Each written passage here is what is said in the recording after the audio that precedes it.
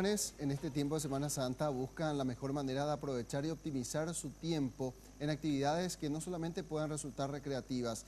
Es el caso de la organización Mochileros de Por Ahí, que prepara una jornada de limpieza del Cerro Ju de Paraguarí. Jóvenes mochileros proponen una actividad diferente para esta Semana Santa: realizar turismo interno y concienciar con el ejemplo sobre la importancia de no ensuciar estos sitios. Cuentan que la idea surgió luego de haber visitado varios lugares turísticos repletos de desperdicios arrojados por los propios turistas. Este sábado a las 15 horas limpiarán el Cerro Ju de Paraguarí para luego acampar en él. Y nos vamos, conocemos los lugares y nos topamos siempre con la misma historia, que hay basura.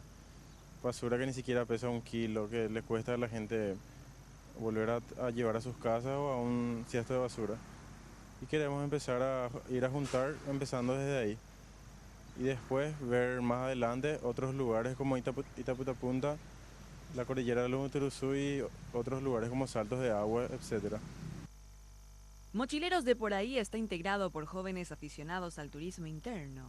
Relatan que normalmente se movilizan a dedo y acampan en sus destinos. Todo sea para disfrutar de la naturaleza, el paisaje y la cultura de nuestro país.